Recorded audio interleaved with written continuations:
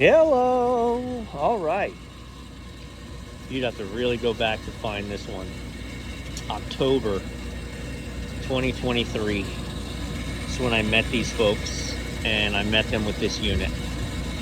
This is a walk-in cooler at a food prep warehouse.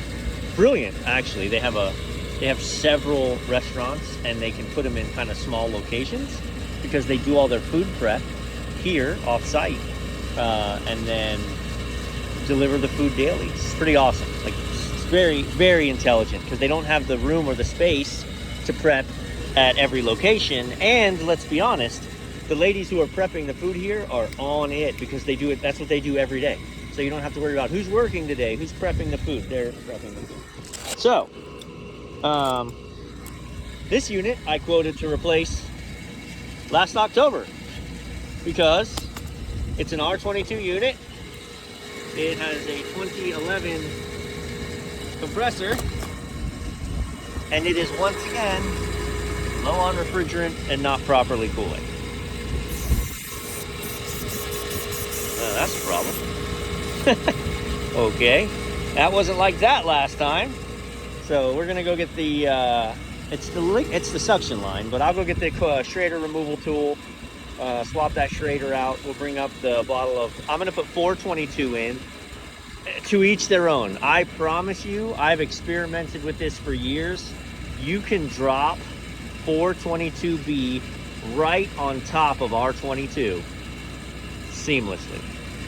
And with this unit, it's probably 422 anyway, because I gassed it up last time, and I might have been carrying virgin 22 at that point, but catch you in a minute. All right, so I mean, if we're nice, we call it 23.5 pounds, and that way he gets 2 ounces for free. I'm going to assume that everybody knows how a schrader core removal tool works, but let's show you. So this has a shut off, right? And so right now I'm connected to this leaking valve. Okay, so with this on, I'm going to open this. Now I have the pressure of the system here. This has the tip on it like that. So I'm gonna grab that schrader and I'm gonna unscrew it. While I push down, we're unscrewing, and we should be backing that schrader out of its, okay? Maybe. Now we close that, and we open this. And if we've done it properly, we have our schrader. Okay? So, now we dispose of old schrader. We deposit new schrader. Screw that down. Okay, open, push, find your schrader, drive it in.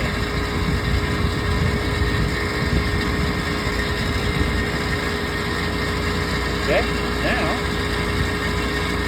schrader should be seated. Pull that up, close that.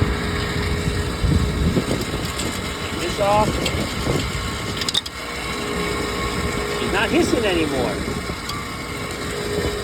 So, this is on a low side, so to be honest, I probably could have hot swapped that and gotten away with it. But, like, again, if you're on the hot side, no way.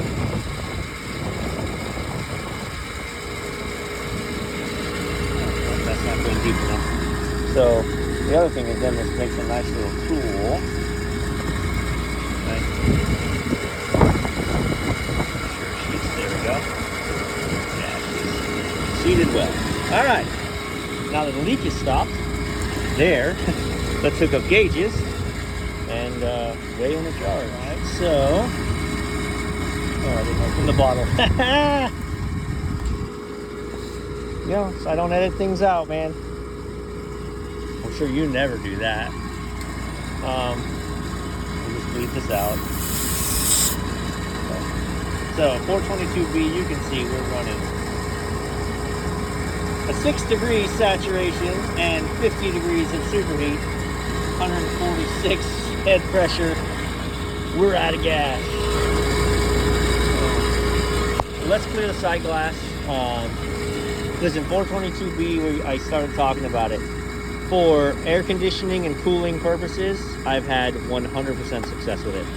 I've had 100% success with it. Not to say I haven't had success with it in freezer conditions. Ooh, look at that. That is yowza. But it's different. You know, I actually haven't had many opportunities to use it in a freezer condition, because even old freezers in my world, they're not 22, they're 404. So, just, all right.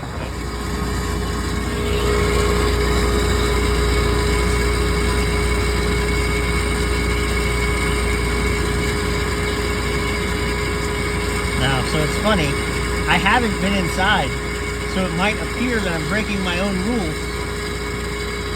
What if the coil's just frozen up and it's not out of gas? It's not. It's, I talked to them. The coil's not frozen up.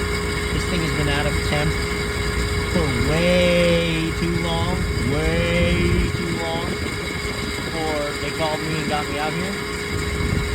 And I knew it would be out of gas, because that's what happened last, what did I say it was? October 2023. So they got, like, they got 12, 11, 12, let's see, October, November, so 13 months out of it.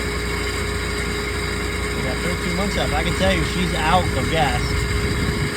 But she's gonna take some poundage.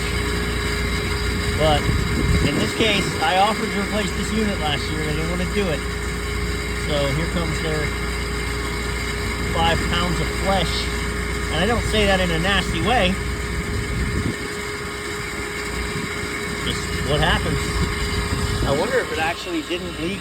It actually wasn't a leaking problem at all, since it lasted so long, and then the schrader just gave out. I'm obviously going to leak test the unit. But that was good. Let this stabilize. I can tell you right now, I'm about to get on the phone, which interferes with videos. So we're gonna gas this up. Phone's gonna ring, and then I'll catch you when everything's good and done. All right. Phone hasn't rung yet. Side glass is clear. I haven't checked it, but I bet that was 4 pounds at least. I love R22 and R22 equivalent. Rough. I mean, they're just rock solid. I'm sorry about your ozone.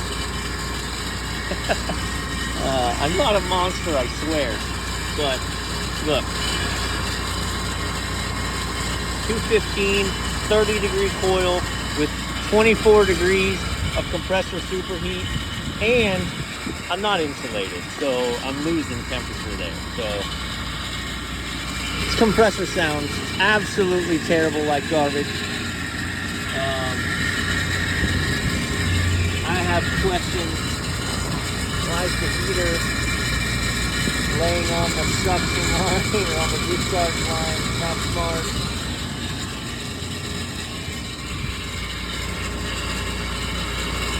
Ooh, look at that. It was laying on the heater, and we started to heat that away. Fun. That's laying up next to the compressor body there. That's going to rub that away. And I know what you're saying. I ought to turn it off before I start touching wires. I'm not going crazy anymore. Yeah, that's it, man. So let that eat. I'll go inside, check on the temperatures.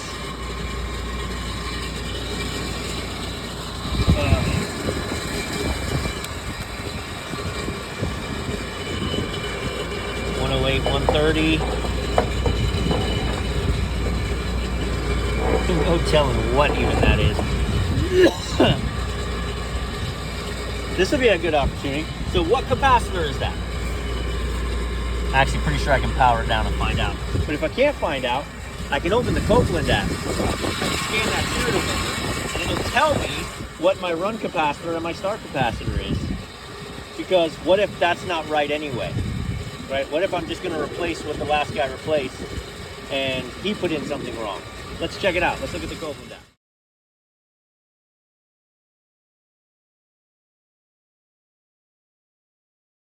If I sit up here long enough, the way this box is running and the coil temperature, if I wait up here long enough, I can see it satisfied before I even go inside.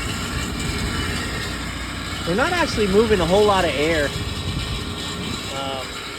You know, the fan's cranking, but there's like almost no air coming through. The coils are... I cleaned them when I was here in October, but there's a difference between, you know, they can look clean and they're pretty impacted in there. And that's what we're gonna have going on.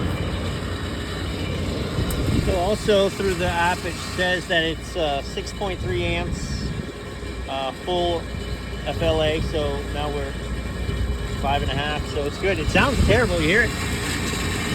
It sounds like it's gargling, but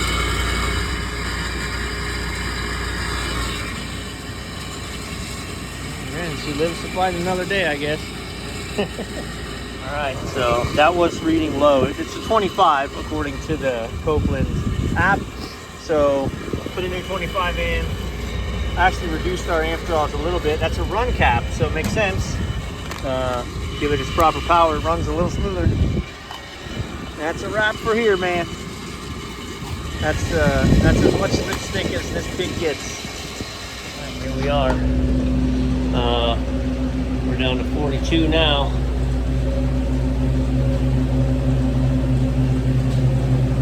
So this box was 50. Yeah, we're all right now. We're all right now. She's gonna come down.